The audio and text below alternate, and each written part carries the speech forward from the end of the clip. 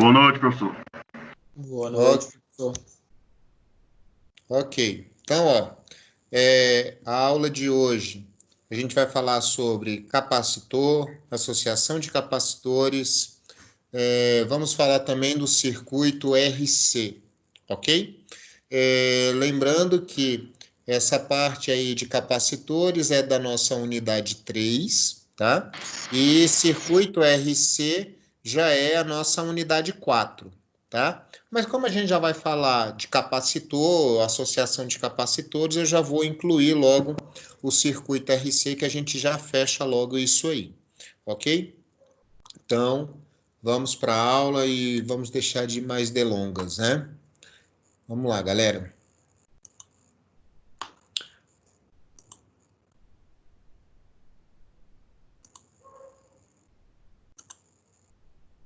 Vamos lá. Então, olha só, galera. Falando aí sobre capacitor, né? O capacitor, ele é um dispositivo elétrico ou eletrônico, né? Que ele é constituído basicamente de duas placas condutoras, que nós chamamos de armadura, né? Essas placas, elas são paralelas entre si, e entre essas placas, a gente coloca um material dielétrico, ou seja, um material isolante, ok? Então, a gente tem o capacitor dessa forma aqui, como aparece na figura, tá certo? Professor, não estou aparecendo nada aqui, não. Também não. Não está aparecendo nada para você? Não, só a sua voz, né? Alguém está vendo aí a tela? Aqui tá ok, professor. Aqui tá normal. Osman, o problema está na sua conexão, não tá não? Tá normal a conexão aqui, né? Aqui tá de boa. Peraí, também. só um minutinho.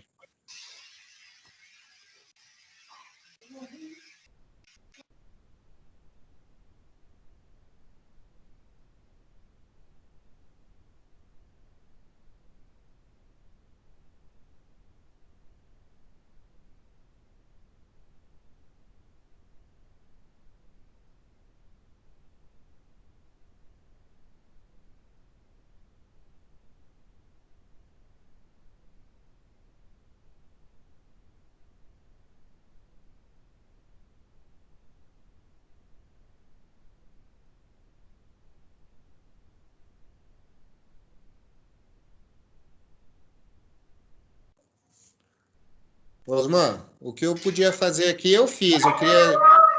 Eu acho que volta aí e entra de novo, se você não estiver vendo a tela, porque os demais alunos estão vendo a tela aqui. Beleza, então, continua aí. Eu vou sair e vou entrar de novo aqui para ver. Tá, aí eu te aparecendo admito aqui aqui de na boa. sala de novo. Beleza. Então, falou. Beleza. Então, vamos lá, galera, ó. O capacitor, ele é um dispositivo aonde essas armaduras aqui, essas placas, tá? Elas são feitas de um material condutor, beleza? E entre esse material condutor, a gente coloca um produto, né? Um material dielétrico, ou seja, um material isolante, tá certo? E aí a gente tem vários materiais. A gente pode colocar aqui, pode deixar somente o ar, né? Pode ser óleo, pode ser mica, pode ser cerâmica, ok? Por isso que a gente tem aí, pode ser tântalo, ok? Então aí você tem capacitor cerâmico, capacitor de tântalo, capacitor onde o material dielétrico é o óleo, tá certo? Pode ser papel aqui no meio, tá certo? Então, como é que ele funciona, né? Você tem essas duas placas, eles são ligados a uma fonte de energia, uma bateria, uma pilha, ok? E aí você vai ter que uma dessas placas vai ficar carregada positivamente e a outra placa fica energizada negativamente, tá certo? Esse processo de carga e descarga a gente vai ver lá no circuito, beleza? Então, a princípio, a gente tem esse dispositivo, tá? Quando eu falo que ele é um dispositivo elétrico ou eletrônico, é pelo seguinte, porque você tanto vê capacitores em placas de circuitos eletrônicos, tá? Então, você abre aí uma televisão, por exemplo, um rádio, ou o próprio celular, você vai ver aí que na placa você vai ter, dentre os componentes, você vai ter aí capacitores, tá certo? E também você pode usar isso como um dispositivo elétrico, né? Até mesmo para poder fazer correção de energia, né? Você tem aí os bancos de capacitores que são utilizados e você pode fazer essa utilização dos capacitores. Tranquilo? Então, olha só, a gente tem aqui a imagem com alguns capacitores, né? Alguns tipos de capacitores, tá certo? Então, essa aqui é só mesmo para ilustrar, para vocês visualizarem melhor o que vem a ser esse capacitor. Tranquilo? Então, veja só. A forma como são dispostas suas partes favorece ao capacitor o acúmulo de cargas elétricas, tá? Sendo esta sua principal característica. Então, veja só. Ficar claro para vocês é o seguinte: o capacitor, ele é um dispositivo que consegue armazenar carga elétrica, ou seja, entre as suas placas a gente tem um campo elétrico. Na nossa próxima aula a gente vai falar do indutor, e o indutor, ele armazena campo magnético, ok? Então, enquanto o capacitor armazena carga elétrica, o indutor, ele é um dispositivo que vai armazenar campo magnético, tá certo? Então, a grande característica do capacitor é que ele é um dispositivo que acumula carga elétrica como a sua principal característica, tá? Para representar o capacitor no esquema elétrico, podem ser utilizados 3 símbolos, que são para capacitor sem polarização, capacitor com polarização e o capacitor variável, tá certo? Então, vejam só como é que é feita essas representações. Então, aqui, ó, na primeira imagem, a gente tem um capacitor sem polarização. O que significa um capacitor sem polarização? Significa que eu posso pegar essa perninha de cima e ligar ela no positivo e essa de baixo no negativo, ele vai funcionar. Como eu também posso inverter, posso pegar essa perninha de baixo e ligar no polo positivo de uma bateria e esse aqui no de baixo. Então, aqui, eu tanto posso pegar qualquer uma das perninhas do capacitor e posso ligar em qualquer polo da minha fonte, tá certo? Por isso que ele é um capacitor sem polarização. No capacitor com polarização, ele já vem dessa forma exatamente para indicar o quê? Que esse polozinho aqui, que está marcado com o mais, ele tem automaticamente que ser ligado no polo positivo da sua fonte, tá certo? E esse que tem o sinal de menos, ele tem que ser ligado automaticamente no polo negativo da sua fonte. Se você inverter a polarização na hora de ligar, esse capacitor ele vai estourar, ok? De forma geral, os capacitores que têm polarização, eles vão se apresentar da seguinte forma: você vai ter uma perninha do capacitor maior do que a outra, ok? Quando eles têm as perninhas do mesmo tamanho, significa que esses capacitores eles são sem polarização. Agora, se você pega um capacitor e observa que ele tem uma perninha maior do que a outra, é porque esse capacitor ele apresenta uma polarização, tá certo? E aí a perninha maior é o polo positivo e a perninha menor é o polo negativo. De forma geral, é assim que ele aparece, tá? E aí a gente tem também os capacitores variáveis, né? São capacitores que têm a sua capacitância variando, tá? De acordo com a energia que vai sendo armazenada, tá? Então, onde é que a gente acha esses tipos de capacitor?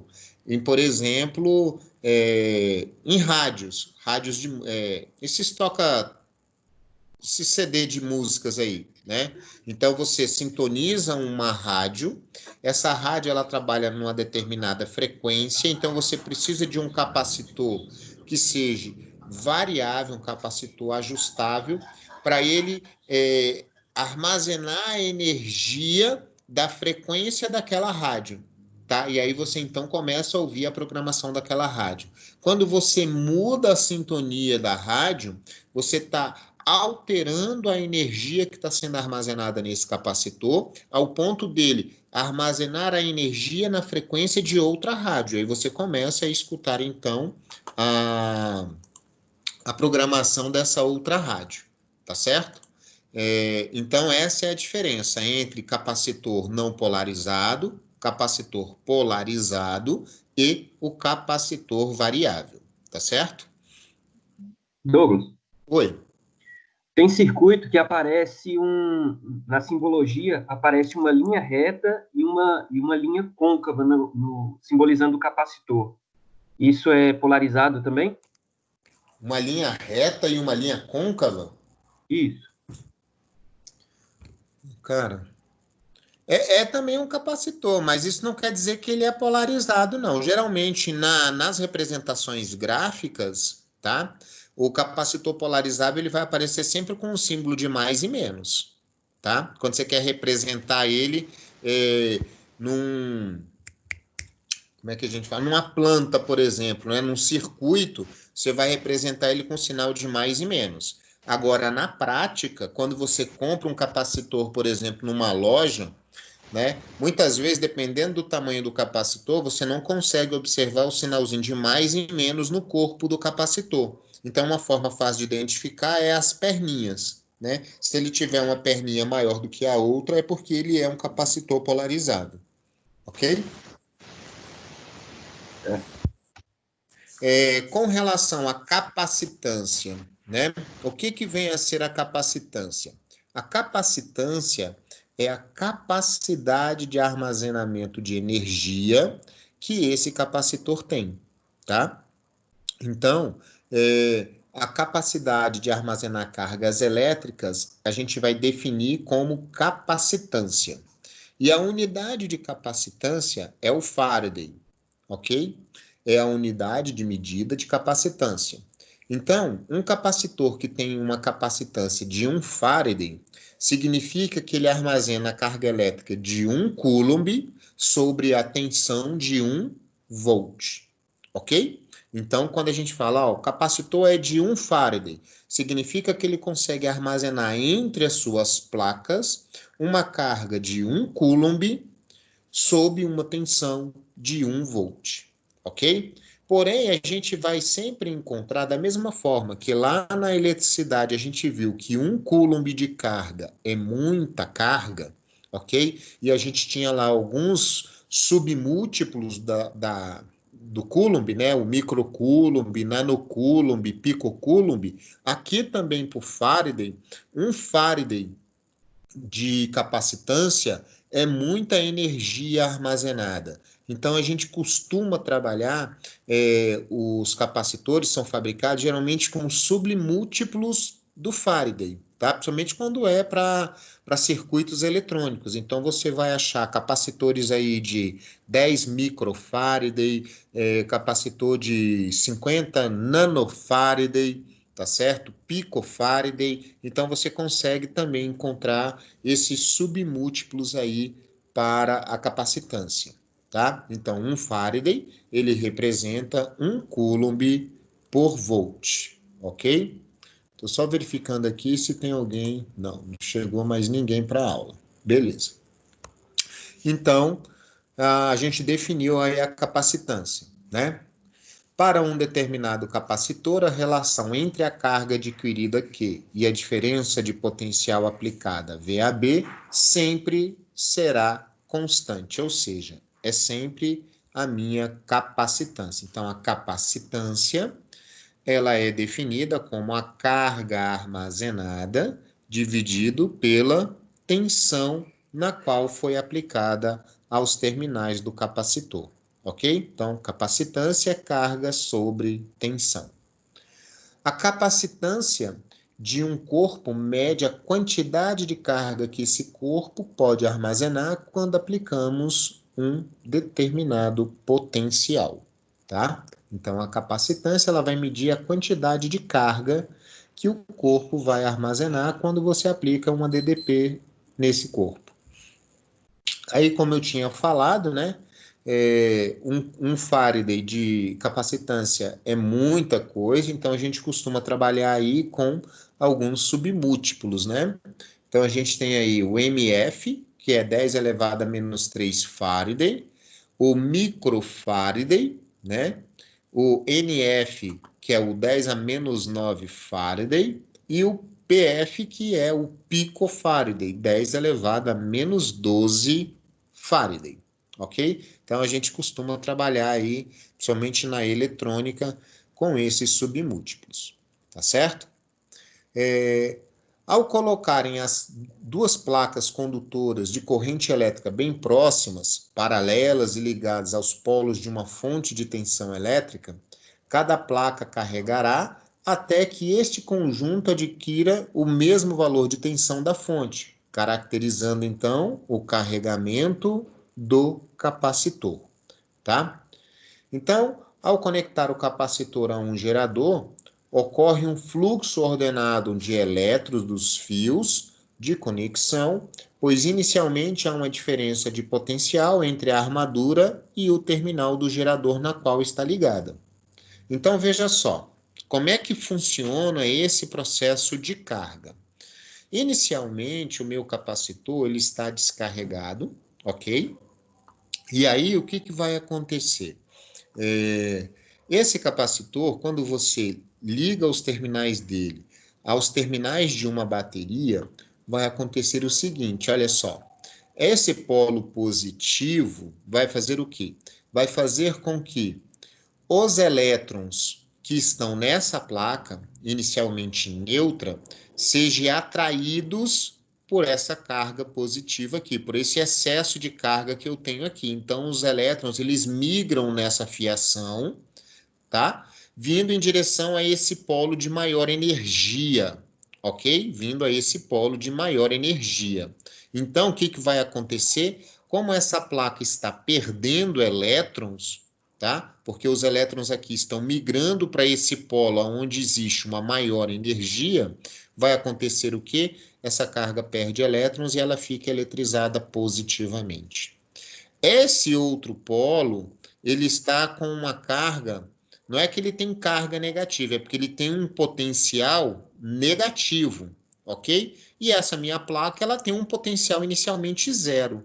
Então, o que acontece? Os elétrons vão sair daqui, ó, os elétrons que migraram aqui, ó, para esse polo de maior energia, né, ficam aqui, e aqui eu tenho elétrons migrando, vindo para essa outra placa, fazendo com que essa placa fique eletrizada negativamente, ok?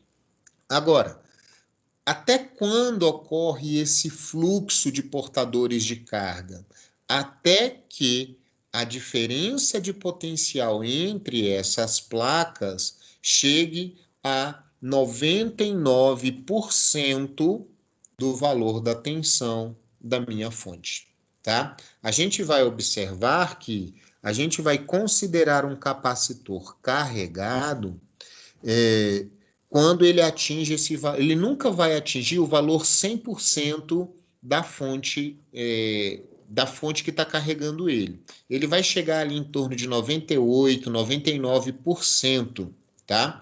A gente vai ver que nesse processo de carga, isso se dá através de uma função exponencial, né? O gráfico é um exponencial, e aí a gente vai, através de uma equação diferencial, a gente chega lá na equação de carga do capacitor, tá certo? Mas esse fluxo aqui, nós vamos dizer que esse fluxo ele acontece até o momento em que a diferença de potencial entre essas placas e quando ela vai cessar quando essa diferença de potencial for igual à diferença de potencial da bateria, ok? Ou seja, da fonte que está alimentando esse capacitor, tá certo? Então, é assim que é feito esse processo de carga do capacitor, ok? Então, Na figura acima, né, a gente tem aí que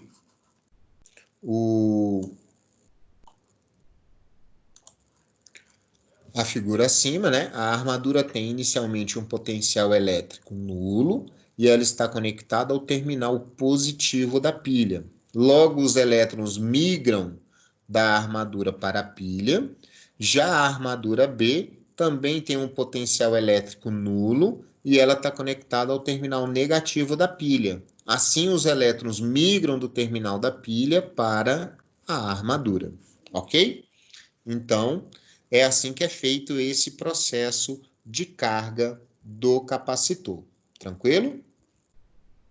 Então, bem tranquilo aí essa introdução aí, certinho? Então, vamos continuar. Um exemplo aqui de aplicação, ó. Um eletrômetro é um aparelho usado para medir cargas estáticas. Uma carga desconhecida é colocada nas armaduras de um capacitor e, após isso, medimos a diferença de potencial entre elas.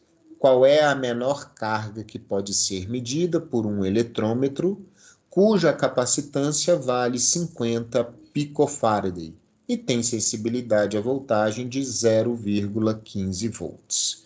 Então, como é que a gente vai resolver isso? Ó, eu sei qual é. Ele quer saber qual é a menor carga que eu posso medir e ele me dá essa capacitância e me dá essa voltagem. Lembrando que essa capacitância é 50 pico. Esse pico é 10 a menos 9, ok? Isso aqui é 50, 10 a menos 9 Faraday. Então, ó, usando a equação da capacitância, a gente tem que capacitância é a carga dividido pela voltagem. Se eu multiplicar cruzado, eu tenho que a carga é a capacitância vezes a voltagem. Então, eu tenho 50, 10 a menos 9 Faraday vezes 0,15. Isso me dá menos 7,5, 10 a menos 9 coulombs, né? Ou seja, a menor carga que eu posso medir é de 7,5 picocoulombs. Professor, Alguém? Oi? pico não é 10 a menos 12, não? Hã? Pico não é 10 a menos 12, não? Pico. Ô, cara, peraí. Ah, aqui, desculpa, é porque aqui mas aqui é para ser, cara, é para ser 10 a menos, pica é 10 a menos 12, isso mesmo. Mas na verdade, é 10 a menos, pica é 10 a menos 12, isso Então, mesmo. nesse caso, seria nanofaraday, né? Seria... Aqui é nanofarad, aqui é NF. Eu vou fazer essa correção aqui, ó. Já deixem anotado aí, porque eu já mandei o material para vocês, tá? E aí tá esse erro aqui lá no exemplo, tá? Aqui então é NF, e aí a resposta fica NC, e não PC, e aqui também não é PF, ok? Aqui pico é 10 a menos 12, isso mesmo, ok? Então, veja só. Quais são os fatores que influenciam na variação da capacitância, tá? Então, a gente tem alguns fatores que vão influenciar na capacitância, na variação dessa capacitância. Quais seriam essas influências? Vamos lá. Primeiro, a capacitância do capacitor, depende diretamente da área de cada placa. O que a gente quer dizer com isso? Que se eu tenho dois capacitores, tá? Feitos da mesma forma, mas porém o primeiro capacitor ele tem uma área entre as suas placas menor do que o segundo, esse capacitor 2, como ele tem uma área maior, ele vai ter uma capacitância, ou seja, ele consegue armazenar uma quantidade de carga maior do que o capacitor número 1, ok? Então, a capacidade de armazenamento, ela é diretamente proporcional à área das placas. Quanto maior for a área das placas, maior é a capacitância, ok? Então, esse é o primeiro fator, tá? Então, a gente tem aí que a área da capacitância, a área da placa do capacitor 1 é menor do que a área da placa do capacitor 2, logo a capacitância do capacitor 1 é menor do que a capacitância do capacitor 2, beleza? Segunda coisa, quanto maior for a distância entre as placas, né, menor será o valor da capacitância. Então, o que acontece? Quando eu tenho dois capacitores, tá, de mesmo tamanho, as placas com as mesmas áreas, tá, a gente vai observar que quanto maior for a distância entre essas placas, tá, quanto maior for a distância, menor vai ser o valor da capacitância desse capacitor. Menor é a sua capacidade de armazenamento. Então, para que ele tenha uma boa capacidade de armazenar, é necessário que a distância entre as placas seja a menor possível, ok? Então, aí, ó, a distância entre as placas do capacitor, como o capacitor 1 é menor, né, a distância entre as placas do capacitor 1, a capacitância do capacitor 1 é maior do que a capacitância do capacitor 2, beleza? Terceiro é o valor da capacitância, né, do capacitor, ela vai depender da natureza do material dielétrico que você coloca. Então, você vai ter o seguinte, às vezes, você vai ter, por exemplo, capacitores de mesmo tamanho, mesma forma, só que você vai ter, por exemplo, um capacitor com óleo e um capacitor com ar, ou um capacitor com papel, ou um capacitor cerâmico, ok? E aí a gente vai observar, o óleo, ele tem ele é um material mais dielétrico, ou seja, ele apresenta uma resistência à corrente maior do que o ar. Então, um capacitor de óleo, ele tem uma capacitância maior do que um capacitor com ar. O capacitor cerâmico, por sua vez, a cerâmica ela apresenta uma resistência maior do que o óleo. Logo, o capacitor cerâmico apresenta uma capacitância maior do que um capacitor de óleo, ok? Então, dependendo do material que você coloca lá no meio, entre as placas, você aumenta a capacitância. Por isso que você vê em muitos circuitos capacitores altamente potentes e de tamanhos bem reduzidos, tá? Por quê? Porque o material que ele utiliza entre as placas são materiais com alta resistência à passagem de corrente elétrica, são materiais altamente dielétricos, ok? Então, esse material também influencia na capacitância do capacitor. Tranquilo? Então, a gente tem aqui, ó, uma tabelinha com a constante dielétrica de alguns materiais, né? Então, observem, ó, o ar, ele tem uma constante dielétrica de 1,00059, ok? Observem que o óleo, ele já tem uma constante dielétrica que é 4,6. Então, ó, o óleo, ele tem uma constante dielétrica bem maior, 4 vezes maior do que o ar. Então, você consegue ter um capacitor de óleo tendo uma capacitância muito maior do que um capacitor de mesmo tamanho feito com ar, ok? Observem, por exemplo, que eu falei para vocês também da porcelana, ó. Ó a porcelana aqui embaixo. Olha a constante dielétrica da porcelana, né? Constante dielétrica da porcelana é 6, é bem maior do que a do óleo. Então, eu consigo fazer com que um capacitor de porcelana ele tenha um tamanho menor do que um capacitor de óleo e tenha, de repente, uma capacitância ainda maior do que esse capacitor de óleo, mesmo sendo feito de um tamanho menor, ok? Por quê? Porque o material que ele utiliza é um material mais dielétrico, uma constante dielétrica maior do que a do óleo, tá ok? Então, a gente vai fazer agora o cálculo da capacitância no capacitor plano, tá? Então, como é que a gente faz o cálculo dessa capacitância no capacitor plano? Vamos lá.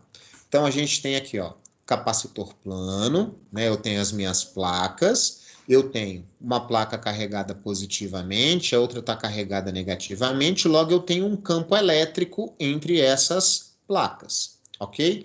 Elas estão separadas por uma distância D e cada uma dessas placas tem uma área, tá? Que a gente chama de área. Então, a capacitância ela é definida como carga dividido pela voltagem. Se a gente substituir os valores da carga, né, o campo elétrico e a diferença de potencial gerada, a gente vai ter o seguinte, ó, capacitância é carga sobre tensão. A capacitância, o que é carga? É ε0 vezes campo vezes área, tá? Isso aqui, ó, tá saindo lá de onde? Lá da lei lá da lei de Gauss, né? Vocês lembram disso aqui, lá da lei de Gauss, né? É ε0 vezes campo vezes área. E a tensão é campo vezes a distância. Isso sai lá de potencial elétrico, ok? Então, substituindo os valores, ó, eu corto campo elétrico com campo elétrico, eu tenho então que a minha capacitância é ε0 vezes a área dividido pela distância. Isso aqui é o cálculo da capacitância para um capacitor de placas paralelas, ok? Então, ó, observem que mais uma vez aqui, ó, para definir essa capacitância, a gente voltou lá num assunto da física que foi visto o semestre passado, né? Que é a lei de Gauss. Vocês já fizeram eletromag? Essa turma aí, Não, alguém já fez? ainda não. Não? Ainda não. Não. Ah, então foi mal, desculpa, porque lei de Gauss é lá em eletromag. Eu pensei que vocês já tinham feito eletromag, tá? Então foi, desculpa aí. É porque eles vão misturando aí as turmas. Então isso aqui, ó, esse ε0 vezes E vezes A é a definição de carga lá na lei de Gauss, ok? Que vocês vão ver lá em eletromag, provavelmente o semestre que vem, tranquilo? Mas o que importa é vocês terem essa equação aqui, ó. A capacitância num capacitor de placas paralelas é ε0, que esse ε0, para quem não sabe, ele é a constante dielétrica, tá? Do material no meio vácuo, e essa constante dielétrica, ela vale 8,85, 10 elevado a menos 12, ok? Esse é o valor de ε0. Aí aqui você vai ter a área da placa e aqui a distância entre essas placas. Aí você vai achar essa capacitância, tá? Então aqui um exemplo, ó. Um capacitor com armaduras paralelas é constituído com placas circulares de raio 8,22 centímetros e 1,31 milímetros de separação entre elas. Primeiro, calcule a capacitância. B, qual é a carga que aparecerá nas armaduras se aplicarmos uma diferença de potencial de 116 volts. Então, veja só, aplicando ali a equação da capacitância, né, a gente tem ε0 vezes A dividido pela distância. Observem que o raio foi dado em centímetro e a separação foi dada em milímetros. Só que o que a gente vai observar? Olha aqui, ó. O meu ε0, como eu falei para vocês, ele vale 8,85, 10 a menos 12. Só que ele é 10 a menos 12, o quê? Ó, Faraday por metro, tá? Então, automaticamente, eu tenho que fazer o quê? Eu tenho que transformar esse raio de centímetro para metro e essa distância de milímetro para metro. Então, ficou aqui, ó. 8,22 centímetros é 0,0822 metros. Isso aqui é elevado ao quadrado, ok? E aqui 1,31, 10 elevado a menos 3 metros. Observe que ele tinha me dado 1,31 milímetros e aqui está em metros, tá? Vocês podem até estar se perguntando por que aqui eu estou elevando esse raio ao quadrado, porque como ele tem... A equação é ε0 vezes a área. Como a área é um círculo, eu tenho que calcular a área da circunferência, que é πr quadrado. Ok? Πr quadrado. E aí, então, a gente substituindo esses valores aí, a gente vai chegar em um resultado de 1,43, 10 elevado a menos 10 Faraday. Ok? E Depois, para a gente achar a carga que aparece nas armaduras, é só usar aquela equaçãozinha lá, né? Carga é a capacitância vezes a tensão. Então, aqui, na verdade, 116 volts foi aproximado um valor para 120, ok? E aí a gente tem um valor, uma carga aproximada de 17,2 nanocoulombs, ok? Então, resolvido aí esse exemplo, tá ok? Quando a gente fala de um capacitor cilíndrico, né? Aí a gente vai ter que, no capacitor cilíndrico, a gente vai ter o seguinte, eles têm duas placas, é um cilindro dentro do outro, ok? E existe uma separação, um material dielétrico entre esses dois cilindros, tá? O cilindro interno, ele é o polo positivo do capacitor e o cilindro externo é o terminal negativo do capacitor, tá? A capacitância aí vai depender da geometria, ou seja, vai estar em função do comprimento L e dos raios do cilindro. Então, a gente tem o capacitor, aí a gente vai ter que falar da superfície gaussiana, ok? Que, mais uma vez, a gente vê isso lá em eletromag, tá certo? E aí, então, eu vou passar mais por alto, já que vocês não viram eletromag, né? Então, você tem aqui, ó, um capacitor de forma cilíndrica, você tem um cilindro interno, que é o polo positivo, o cilindro externo, que é o polo negativo do capacitor. Isso aqui, então, ó, você tem o raio do capacitor, né? Você tem um comprimento L, o B é o raio externo e o A é o meu raio interno. Tranquilo?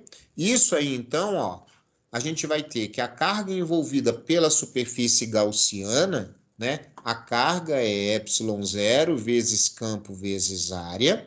E como a área, né? A área que eu estou me referindo é a área lateral do cilindro, essa área vai ter que ser substituída por 2πrl, né? Que é a área lateral de um cilindro. Tranquilo? E aí, quando a gente substitui, a gente tem isso aqui, ó. O campo, vou isolar o campo, né? Então, a carga está aqui, ε0 passa dividindo e a área passa dividindo. Então, o campo gerado é carga dividido por 2πrl vezes ε0. Quando a gente substitui o valor do campo elétrico na equação do potencial, a gente tem isso aí, ó. O potencial, ele é uma integral que vai do polo negativo até o polo positivo de E ds, ok? E aí, então, o que que a gente tem? O campo, ele é uma constante. Esse campo, ele vai sair de dentro da integral. Então, vai ficar aqui menos que 2πr ε0L. E a integral de ds é dr sobre r.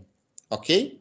Isso aqui, então, resolvendo essa integral de dr sobre r, que é uma integral definida, né, entre os pontos A e B, ou seja, entre o raio interno e o raio externo, vocês já sabem que essa integral é um ln de B sobre A, ok? Então, aqui eu defini o potencial que eu consigo armazenar entre as placas de um capacitor de forma cilíndrica, ok? Então, tá aí a dedução da equação. Onde usamos de fato que ds é igual a menos dr, né? Integramos na direção radial de fora para dentro e usamos a relação que capacitância é carga sobre voltagem. E aí a gente tem o quê? Que o capacitor, né?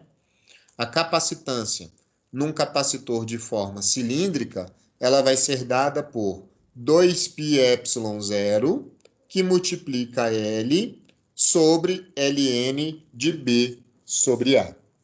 Ok? Então, se eu quiser a capacitância, porque como a capacitância é a carga sobre a tensão, ok? Se eu isolo a carga aqui, ó, eu tenho que a carga é o produto do campo por isso aqui.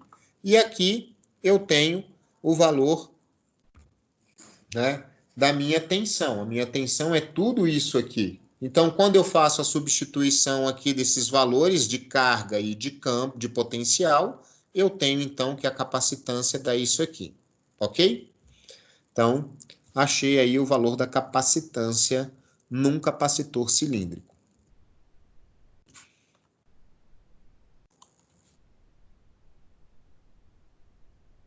No capacitor esférico, né, que é um capacitor mais raro, né, mas ele tem uma certa importância acadêmica, né, ele é constituído de duas esferas concêntricas, ok? Isoladas, sendo que a esfera interna é a positiva e a esfera externa é a negativa. E aí a gente vai fazer o mesmo tratamento, vai ter que usar a lei de Gauss, de novo, só que para uma forma esférica, tá? Vai achar o potencial elétrico também para a forma esférica, e aí a gente chega direto aqui nessa equação, né? A capacitância é 4πε0, que multiplica o raio interno, né? Vezes o raio externo, sobre o raio externo menos o raio interno, ok? Então, é essa a equação da capacitância para um capacitor esférico, ok? E aí a gente tem aqui um exemplo de aplicação, ó. Considere um capacitor esférico isolado a vácuo, calcule a sua capacitância, sendo os raios das esferas iguais a 10, né? O externo é 10 e o interno é 9. Então aqui, aplicação direta da equação, ó. Capacitância 4πε0, raio interno vezes o raio externo, sobre o raio externo menos o interno. Então, substituindo, ó, 4 vezes 3,14 vezes 8,85, 10 a menos 12, eu tenho 10 vezes 9, sobre 10 menos 9, eu chego aí no resultado de 100 picofaraday, ok? Então, esse aí é o meu resultado, 100 picofaraday. Tá? Essa é a capacitância. Aí a gente fala agora da energia armazenada no capacitor, ok? Essa energia armazenada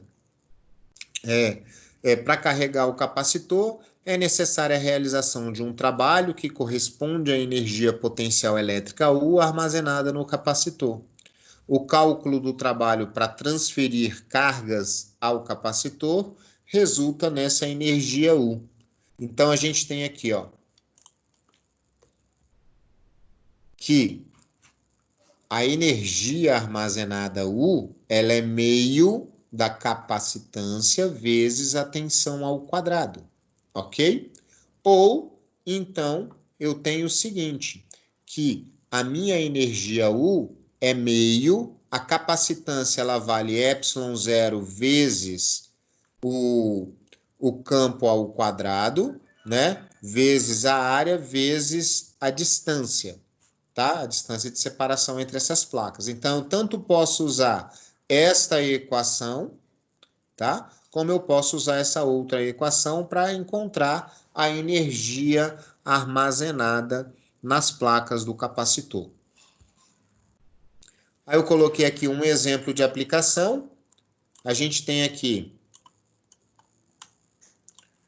as tentativas de construção de um reator de fusão termonuclear controlada, que, se bem-sucedidas, poderiam fornecer uma enorme quantidade de energia a partir do hidrogênio pesado existente na água do mar, envolve usualmente a passagem de correntes elétricas muito intensa por pequenos períodos de tempo em bobinas que conduzem campos magnéticos. Por exemplo, o reator ZT-40, do Laboratório Nacional de Los Alamos, nos Estados Unidos, né? Tem salas cheias de capacitores. Um dos bancos de capacitores tem a capacitância de 61 milifaraday a 10 kV. Aí ele pede para calcular a energia armazenada em joules e em quilowatts-hora. Então, como é que eu faço para calcular isso? Ó, essa energia armazenada. Então, a energia potencial acumulada no capacitor carregado é U igual a meio de CV ao quadrado. Eu tenho meio, a capacitância 61, 10 a menos 3 Faraday, né? E o potencial é de 10 kV, né? Então, é 10 vezes 10 a terceira. Isso vai me dar uma energia de 3,05, 10 a sexta joules, ok? Ou 3,05 megajoules, tá? Para transformar isso para quilowatts, a gente vai lembrar que 1 joule é watts por segundo, e aí então transformando 1 joule, a gente tem que 1 joule, ele equivale a 2,77, 10 elevado a menos 7 kWh. Então, eu pego aqui 3,05 10 a sexta joules, multiplico por 2,77 10 a menos 7 e acho aí uma resposta de 0,84722 kWh. Ok? Então, resolvida essa parte aí, tá?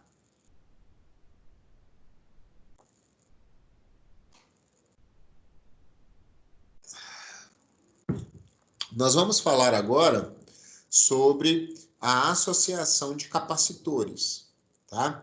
Então, os capacitores, assim como os resistores, eles podem ser associados em série, em paralelo e podem ter uma associação mista. O que é importante vocês lembrarem aqui, até mesmo para a resolução na hora da prova, tá? Os capacitores e os resistores, eles se associam de formas inversas, ok? Ou seja, a associação em série de capacitores é igual à associação em paralelo de resistores.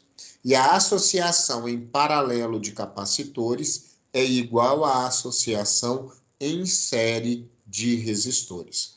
Começa por aí, tá bom? Então, a gente vai ver que a forma deles se associarem é o inverso dos resistores. Observem aí, ó.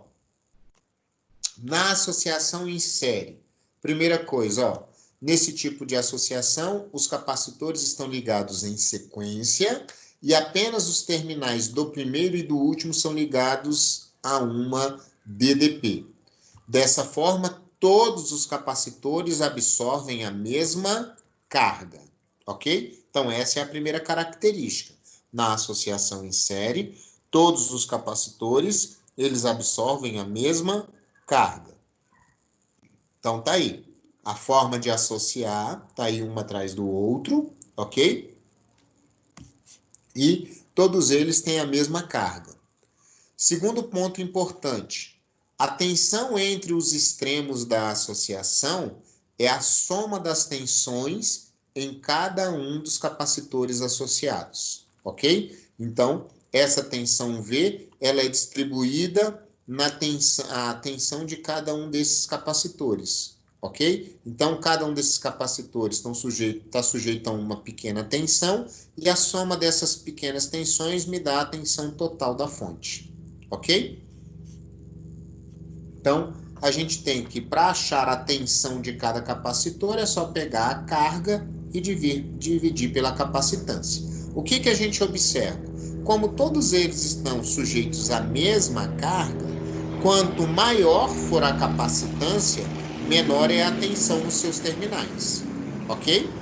Então, quanto maior a capacitância, menor é a tensão, uma vez que a carga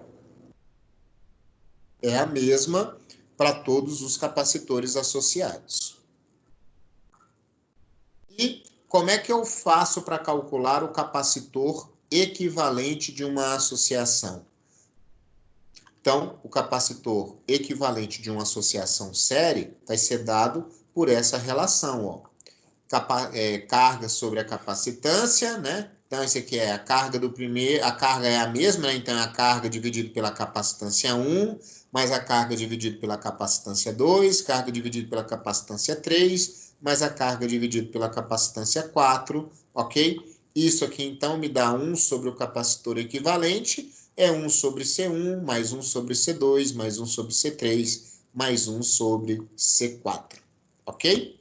Então, essas são as características que a gente tem para uma associação em série de capacitores, tá? Observem que o capacitor equivalente de uma associação em série de capacitores é igual o resistor equivalente de uma associação paralelo de resistores, ok?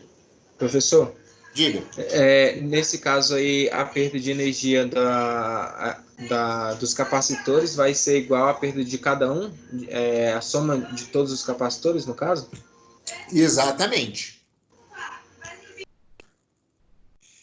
Aí aqui, ó, no exemplo, Dois capacitores, um de 2,12 microfarads e outro de 3,88 microfarads, estão ligados em série, com uma diferença de potencial de 328 volts entre os terminais da associação.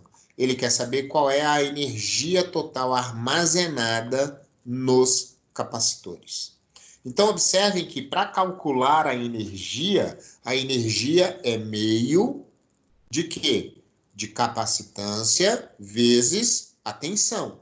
Só que aí eu preciso definir qual é o capacitor equivalente entre eles. Então, o que eu vou fazer? Ó, a gente vai representar a associação dos capacitores C1 e C2 por um capacitor equivalente. Então, o capacitor equivalente, ó, lembram lá que a gente, quando tinha resistor equivalente na associação em paralelo, quando era só 2, a gente fazia o produto dividido pela soma. Então, a mesma coisa a gente está fazendo aqui, ó. Produto dividido pela soma, tá? Então, isso aqui vai me dar, ó, que o capacitor, ele vai ser igual a meio de CV quadrado, ó. Isso aqui me dá isso aqui, então, ó. U é igual a meio, aí eu tenho o produto da capacitância 1 vezes a capacitância 2, dividido pela capacitância 1 mais a capacitância 2, vezes a tensão ao quadrado. Substituindo os valores, a gente acha aí uma energia de 0,073745 joules, que é igual a 73,7 milijoules, ok? Então, usando aí a definição de associação de capacitores em série. Na associação em paralelo. Oi.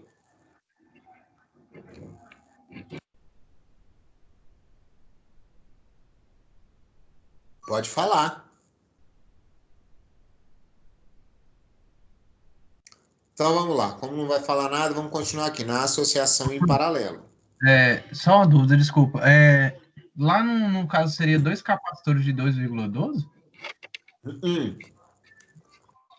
Dois capacitores, um de 2,12 e outro de 3,88. Ah, entendi. Comando. Beleza? Valeu. Na associação em paralelo, então, olha só. Vale tudo que a gente viu, ó. Esses capacitores em paralelo, eles vão estar sob mesma tensão, ok? E aí, então, olha só. Neste caso, os capacitores são conectados de forma que terão contato direto com os pontos de tensão V. Dessa forma, todos têm o mesmo potencial V. Então, tá aqui, ó, associação em paralelo de capacitores, ok? Tá assim. Aí a gente tem a carga, agora a carga total absorvida é a soma das cargas de cada capacitor associado, ok? Então, lá na associação em série, todos os capacitores têm a mesma carga. E as tensões é a soma, a tensão do circuito é a soma das tensões de cada capacitor. Tá certo? Aqui não. Aqui eles têm todos a mesma tensão, porém a carga absorvida por cada um deles é diferente. Então, a carga total do circuito é a soma das cargas de cada capacitor associado, ok? A carga em cada um dos capacitores vai sair lá da equação de capacitância. É a carga é a tensão, né? Aqui, ó. A carga é a capacitância vezes a tensão. Então, aqui o que a gente vai observar? Como todos eles estão sob mesma tensão, quanto maior for a capacitância, maior é a carga armazenada entre seus terminais. Ok? Aqui, quanto maior for a capacitância, maior é a carga. Tá? O capacitor equivalente desse tipo de associação é igual ao resistor equivalente de uma associação em série. Você vai pegar o capacitor equivalente, ele vai ser igual à soma das capacitâncias de cada capacitor associados no circuito. Então, ele sai aqui, ó. Capacitor equivalente é carga sobre tensão. Isso aqui, então, é C1 igual a C2 igual a C3. Na verdade, não é C1 igual. Aqui é tudo Aqui é igual a C1 mais C2 mais C3, ok? É uma soma das capacitâncias, tá? Então, aqui, a gente vai substituir, então não é C1 igual a C2, é C1 mais C2 mais C3, ok? Tem outro erro aqui no slide, ó. É mais e não igual, tá bom? Então, olha só. A gente tem aí como exemplo, ó, um banco de capacitores ligados em paralelo, contendo 2.100 capacitores de 5 microfarad cada. É usado para armazenar energia elétrica. Quanto custa carregar este banco até a diferença de potencial nos terminais da associação atingir 55 kV, supondo um custo de 3 centavos por quilowatt-hora? Então, como é que a gente vai fazer isso? Primeira coisa, eu tenho 2.100 capacitores associados em paralelo. Então, ó, primeira coisa que a gente tem é o seguinte, ó, eu tenho aí os capacitores, né? Capacitor 1, 2, 3, tá? 2.100 capacitores, beleza? Cada capacitor desse de 5 microfarad. Então, o que eu vou fazer, ó? Primeira coisa é a tarifa total T a ser paga pelo carregamento dos N capacitores é um produto da tarifa pela energia acumulada. Então, a tarifa, né, a tarifa total é o valor da tarifa T vezes a energia armazenada por N capacitores. A expressão acima, U, é a energia acumulada em cada um desses capacitores da associação. Então, a gente vai ter o quê? Que essa energia armazenada é meio de CV quadrado, ok? CV quadrado.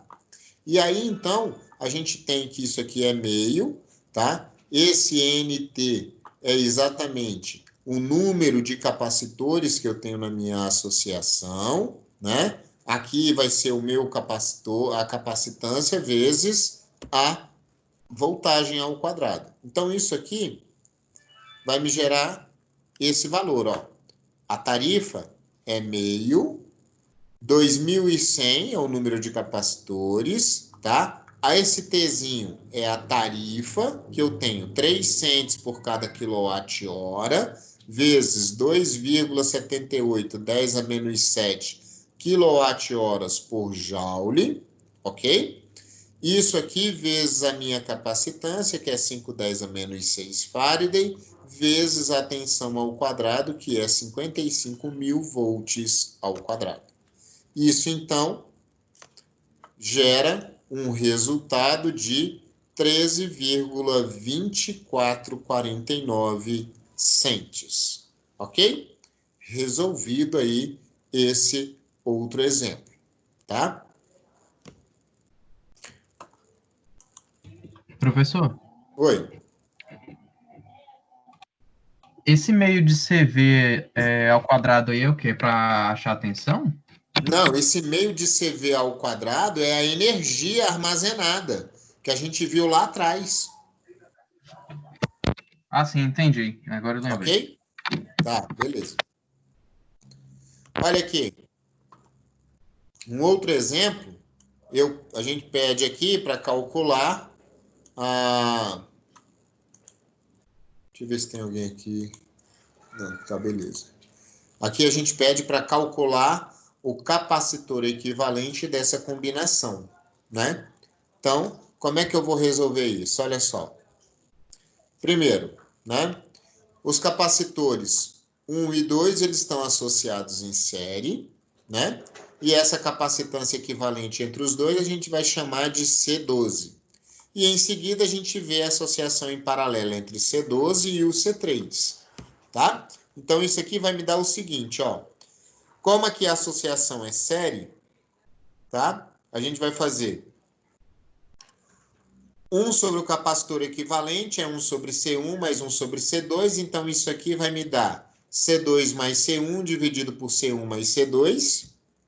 E quando eu inverter, então o meu capacitor equivalente é C1 vezes C2 dividido por C1 mais C2. Então eu tenho 10,3 vezes 4,8 dividido por 10,3 mais 4,8. Eu acho um capacitor equivalente de 3,2741 microfarad. Ok? Agora que eu tenho esse capacitor equivalente, a capacitância equivalente final fica C12 em paralelo com C3, e aí é só somar os dois capacitores, né? 3,2741 mais 3,9, a gente acha uma capacitância equivalente de 7,1741 microfarad. Ok? Então, tá aí, usando aí a capacitância equivalente, tanto com associação série, como para uma associação paralela. Tranquilo?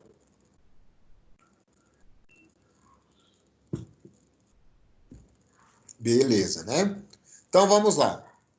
Fechamos aí essa parte de capacitores, tá? E vamos entrar agora num circuito RC, ok?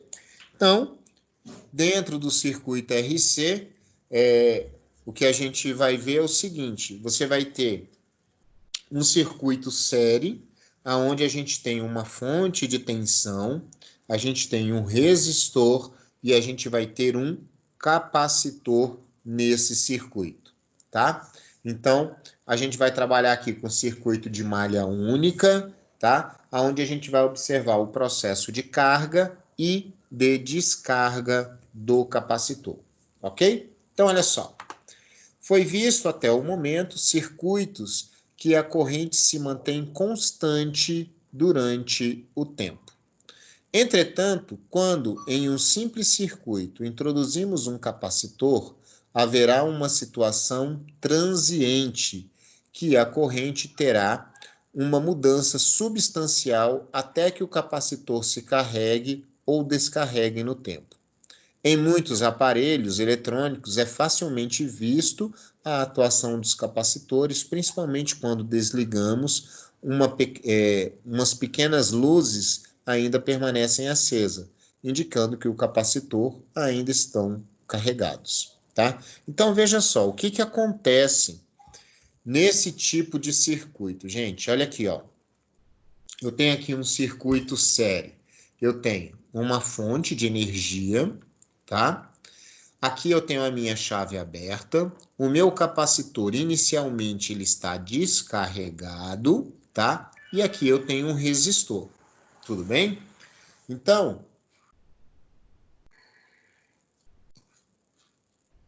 como é que vai funcionar aqui? Olha só, a princípio não tem corrente nenhuma circulando aqui, tá certo? E aí o que vai acontecer? Quando eu fecho essa chave, eu faço com que uma corrente comece a circular aqui, só que essa corrente, ela vai ter um valor que não é constante, ok? Essa corrente, ela não vai ter um valor constante. Por quê? Porque a corrente, quando chega aqui no meu capacitor, ela começa a carregar esse capacitor. Tá certo? Então, o que vai acontecer com essa corrente? Quando o capacitor, ele tá aqui, como ele está aqui totalmente descarregado, a corrente, quando chega aqui no capacitor, ela tem um valor máximo, ok? Ela tem um valor máximo. E aí, o que vai acontecer? Esse capacitor, ele começa a se carregar. E conforme o capacitor vai carregando, a sua tensão vai se aproximando da tensão da fonte, o que vai acontecendo? Quando a tensão do capacitor vai chegando próximo à tensão da fonte, a intensidade da corrente ela vai diminuindo até chegar ao ponto em que a carga do capacitor praticamente se iguala à carga da fonte e aí então cessa a passagem de corrente. Por quê? Porque o capacitor está com a mesma diferença de potencial dessa fonte aqui. Então, já não existe mais a migração de portadores de carga, ok? Então, o que acontece? Esse processo de corrente aqui, a minha corrente, ela já não é mais uma corrente constante no circuito. Ela tem uma fase transiente, ela tem uma fase de trânsito, onde ela começa com um valor máximo e aí ela vai diminuindo exponencialmente, tá? A corrente, ela cessa totalmente? Não. Só que ela vai chegar num valor muito, muito pequeno, tá? Por que eu digo que ela não cessa totalmente? Porque aqui a gente vai considerar que o capacitor está carregado quando ele chegar praticamente a 98, 99% do valor da carga da fonte, da tensão da fonte, ok? Então, como ele não chega a ficar 100% carregado, tá? Essa corrente, ela também não cessa totalmente, mas ela fica num valor muito ínfimo, tá? Um valor muito pequeno, ok? Então, é dessa forma que a gente tem o processo de carga. Então, qual é a grande diferença? Antes, quando a gente não tinha esse capacitor, quando eu fechava o meu circuito, se a corrente aqui fosse de 2 amperes, essa corrente ia passar aqui no resistor uma corrente de 2 amperes, e ia chegar aqui, em qualquer ponto do meu circuito, uma corrente de 2 amperes. Ok? Agora não.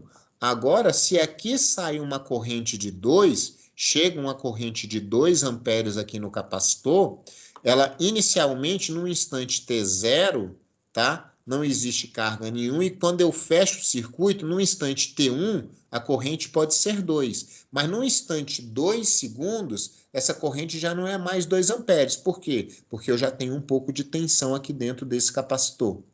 Tá certo? E aí, se a tensão aqui já não é mais 0, essa corrente também já não é mais 2 amperes, tá? Ela já vai ser, por exemplo, 1,98, tá? Aí passa mais um intervalo de tempo, eu já tenho uma carga um pouco maior do que no instante T1 e, consequentemente, essa corrente também já diminuiu, ok? Então, conforme o capacitor vai carregando, essa corrente ela vai diminuindo a sua intensidade até chegar num valor praticamente de 0, ok? Alguma dúvida até aí? Nesse processo aqui? Professor, aí é em corrente contínua, né? Exatamente, a gente está trabalhando no circuito RC de corrente contínua. Professor, então, se no caso esse capacitor fosse um capacitor ideal, não passaria a corrente aqui, passaria só o valor da tensão. Exatamente. Ok. Então, vamos lá, vamos ver como é que funciona esse processo de carga do meu capacitor. Então, olha só. Circuito para carregar um capacitor. Imediatamente antes de fechar a chave, a carga é igual a 0, né? Então, no processo de carga de um capacitor, a gente vai ter o seguinte: quando a chave é fechada, a corrente passa a circular e o capacitor começa a se carregar. A força eletromotriz produz uma corrente I, que produz cargas mais Q e menos Q nas placas do capacitor, e a velocidade com que esse processo acontece é dado por. Então, olha só, a minha corrente é dQ dt, né? Uma derivada da carga sobre o tempo, ok? Então, o que eu tenho, ó? A diferença de potencial no capacitor, ela é dada por... A diferença de potencial é carga dividido por capacitância, tá? Então, ó, a gente tem aqui, quando eu fecho essa chave, olha só o que eu falei para vocês, eu tenho uma corrente circulando, ok? E aí, então, eu gero uma diferença de potencial nas placas desse capacitor, ok? E aí o que vai acontecer? No início, essa minha corrente é I. E com o passar do tempo, essa corrente ela vai diminuindo até ela cessar, tá? Esse processo de valor máximo até o ponto em que ela chega a um valor muito pequeno é o período transiente que a gente chama dessa corrente no processo de carregamento, ok? Então, olha só, se a gente aplica... Oi? No exemplo anterior, você deu como se a corrente circulando naquele circuito fosse de 2. após a carga do capacitor, a corrente no resistor vai ser 2? Inicialmente, tá? Olha só. Inicialmente, quando eu fecho o circuito, tá? Se a corrente aqui é I, chega uma corrente I no capacitor e passa uma corrente I pelo resistor, ok? Só que, o que vai acontecer? Esse capacitor, com a chegada da corrente, ele começa a se carregar. E conforme ele vai se carregando, essa corrente I vai diminuindo, consequentemente, a corrente I que vai passando pelo resistor também vai diminuindo. Ok? Ok. Então, olha só. Se a gente aplicar a lei das malhas em um percurso no mesmo sentido da corrente, a gente tem isso aqui, ó. Olha lá, ó. Eu tenho a força eletromotriz, que é a da tensão, menos a tensão do capacitor, ok? Que é carga sobre capacitância, menos a tensão no resistor, que é resistência vezes corrente. Isso aqui é igual a zero. Apliquei lei das malhas, ok? Se eu isolar o RI, eu fico com força eletromotriz menos carga sobre capacitância, ok? E aí, então, ó, o último termo do lado esquerdo da expressão vai representar a DDP entre as placas do capacitor, né? Ou seja, Q sobre C, né? O termo ele é negativo porque a placa de cima do capacitor está ligada ao terminal positivo, né, da fonte, e tem um potencial mais alto que a placa de baixo. Assim, ocorre uma queda de tensão e não um ganho de tensão quando a gente passa da placa de cima para a placa de baixo, ok? Não podemos resolver imediatamente essa equação, pois ela apresenta duas variáveis, né? O I e o Q. E essas variáveis, elas são independentes. Ou seja, quando a gente aplica a lei das malhas aqui, tá? A gente caiu em uma IDO, ok? Vocês já viram equações diferenciais? Não. Pô, vocês não viram eletromagno, não viram equações diferenciais, mas vamos lá. Sem problema, vamos definir então só a equação para vocês, tá? Sem demonstrar como é que chega. Então, olha só. Substituindo essa relação na equação anterior, a gente tem isso aqui, ó. A corrente é dQ dt. Então, vai ficar assim, ó. Força eletromotriz menos carga sobre capacitância menos a resistência vezes corrente. Então, me dá isso aqui, ó. Força eletromotriz menos carga sobre capacitância menos R dQ dt. Ok? Isso aqui, ó, me deu força eletromotriz Q sobre C mais R dQ dt. Essa aqui é uma equação diferencial também. Ok? E aí, então, ó, resolvendo aqui, ó, R dQ dt é igual a força eletromotriz menos Q sobre C. Então, menos 1 sobre C é igual a Q menos E vezes C. Esse ε0, né, um ε0 vezes C. Ok? Então, eu tenho que dQ sobre Q menos EC é igual a menos 1 sobre RC dt, tá? Esse menos 1 sobre RC, ele, na verdade, ele vai me dar a constante de carregamento do meu capacitor, tá? Então, a gente tem aqui... Não, gente, ó, não se preocupem com todas essas equações que eu estou mostrando para vocês, tá? É porque, na verdade, se vocês já tivessem visto essa parte de equações diferenciais, eu ia explicar detalhadamente cada um desses termos e como é que eles surgem. Mas o que é importante para a gente aqui, já que vocês não viram, é só saber a equação final que a gente vai utilizar no processo de carga e descarga do capacitor, ok? É porque realmente eu não sabia que vocês não tinham visto essa parte de EDO. Então, olha aqui, ó. Como T é igual a zero, a carga do capacitor é zero. E aí, se a gente integrar ambos os membros, né, a gente tem aqui, ó, integrando de 0 a Q, de dQ sobre Q menos EC é igual a 1 sobre RC, a integral de dt. Então, isso aqui, ó, vai me dar um resultado, tá? Esse menos T sobre RC, que é o resultado que eu encontro, ok? Ele vai me dar o tempo de carga do meu capacitor, tá? E aí, a gente usando aqui ln de x igual a y e x igual a e elevado a y, a gente chega aqui nessa equação do carregamento. Então, o que eu tenho, o que vocês vão ter que utilizar nos problemas?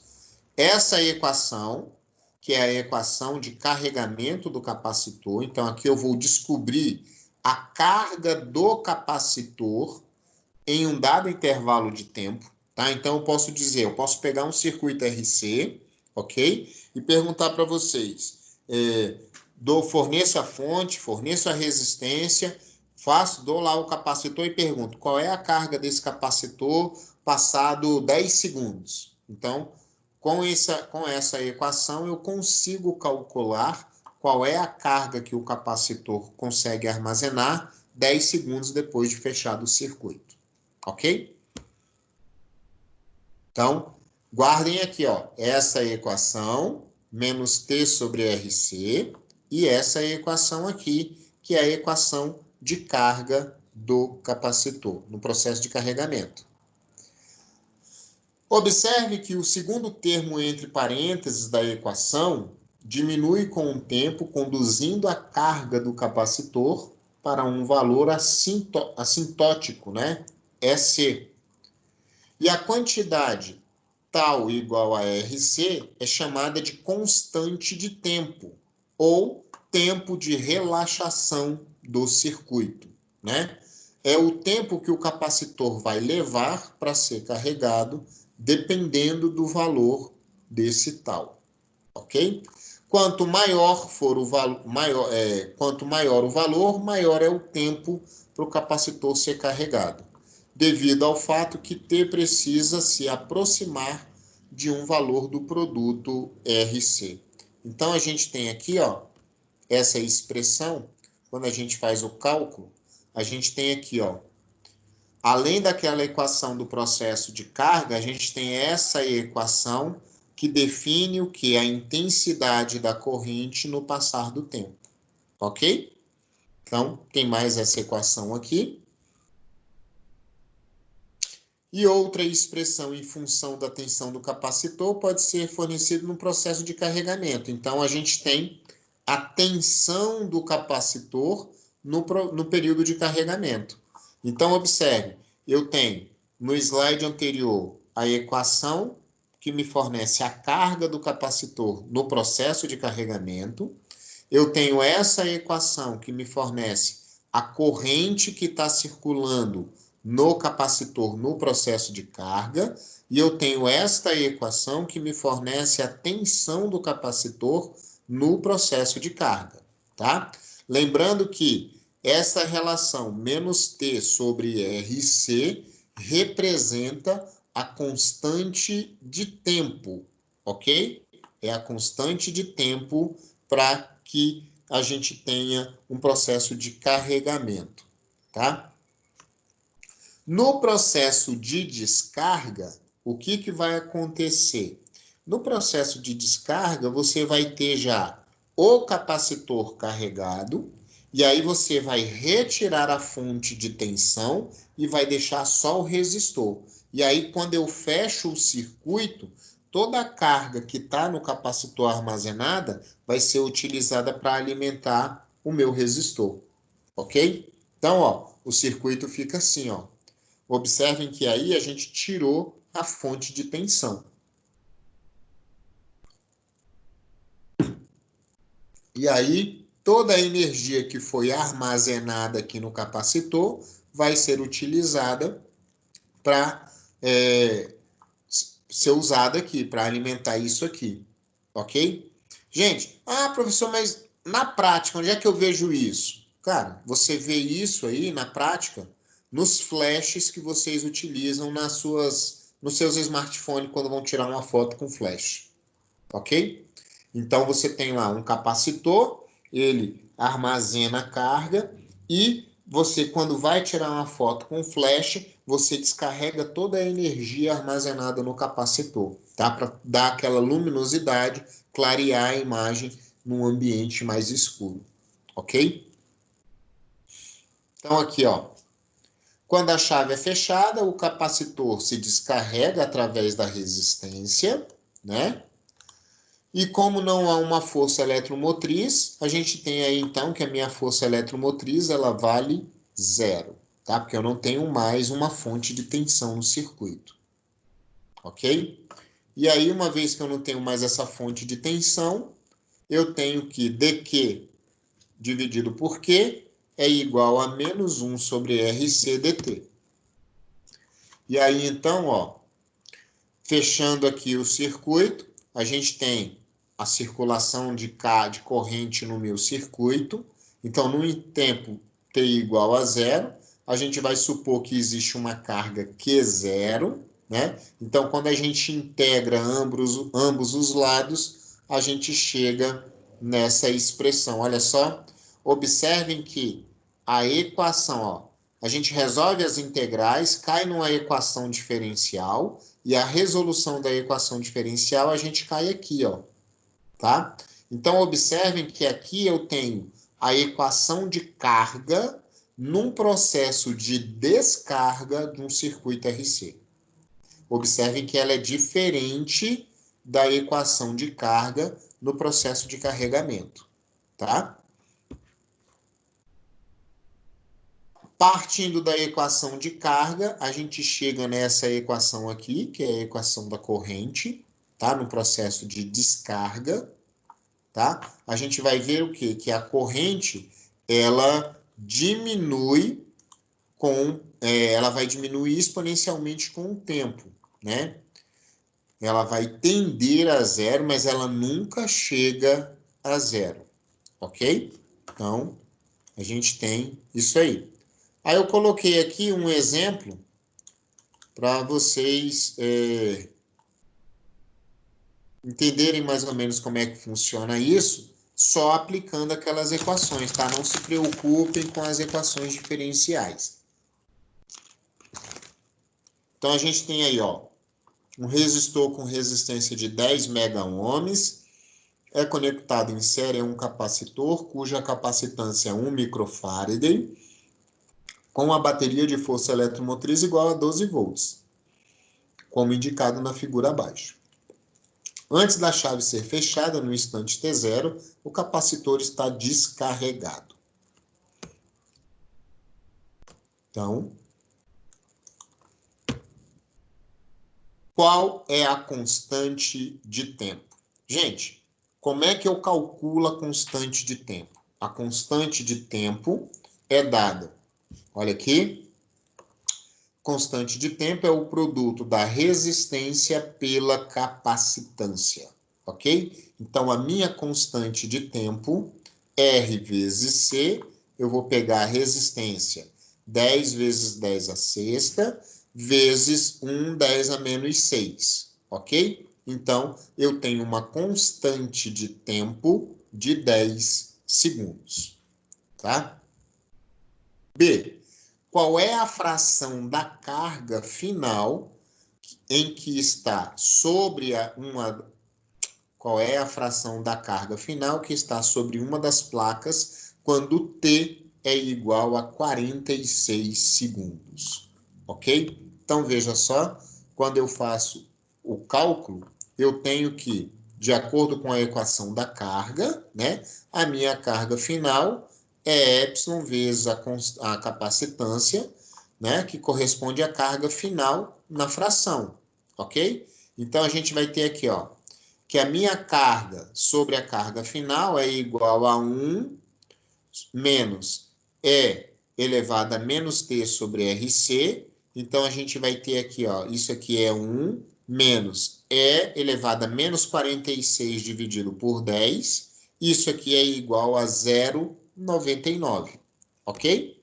Então, isso significa que o capacitor ele fica 99% carregado depois de um tempo de 4,6 RC, ou seja, 4,6 constantes de tempo, ok? Então, em média, é isso que o capacitor leva para poder ficar carregado. Ele leva aproximadamente 4,6 constantes de tempo para poder se carregar, ok? Para chegar a 99% da sua carga, tá? Ele nunca vai chegar aqui a 100%. Por quê? Porque essa corrente ela vai diminuindo, diminuindo e, consequentemente, esse processo de carga ele vai tender ao infinito, né? Lembre aí de o gráfico de uma exponencial, ok? Ele vai se aproximando de um dado valor, mas ele nunca chega naquele valor, ok? Então, é o que acontece aqui nesse processo de carregamento. Olha só, na letra C, eu tenho aqui o circuito e ele quer saber qual é a fração da corrente inicial que permanece quando você atinge o tempo de 46 segundos. Então, olha só, inicialmente eu tinha uma corrente que, vamos dizer assim, 100% da corrente no instante inicial.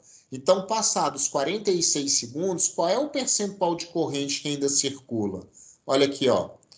Fazendo aqui, ó, corrente é a força eletromotriz dividido pela resistência. Então, I sobre I0 vai me dar E elevado a menos T sobre RC.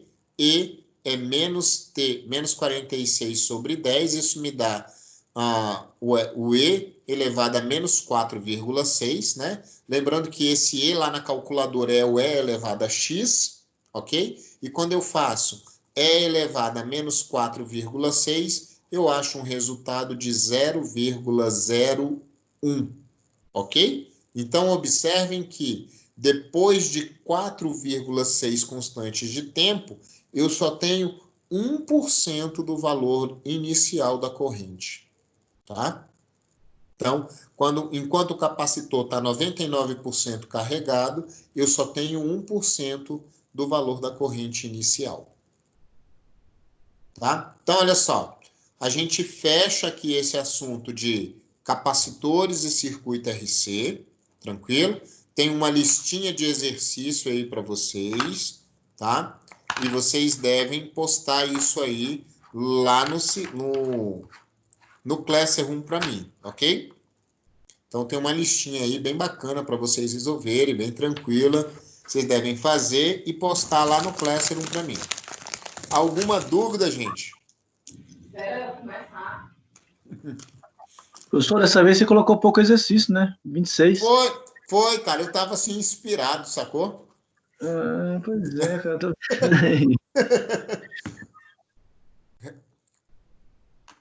Pois é, Osmar. É porque eu fiquei assim muito inspirado, sacou? Então acabou acontecendo isso aí. Foi pouco mesmo dessa vez. Professor, Hum. até quando a gente vai ter aulas, você sabe? Cara, ó, a previsão aqui é que a gente tenha pelo menos mais 2 aulas de conteúdo, tá? A aula do dia... Semana que vem é o quê? Hoje é 13, né? Com 7 dá 21. Então, aula do dia 21 e dia 28. Ok?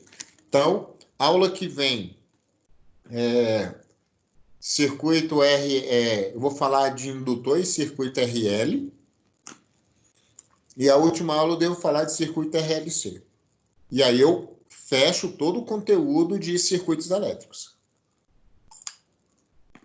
Beleza. Vocês podem olhar lá na ementa que essa parte de circuito RC já está lá na unidade 4. Ok?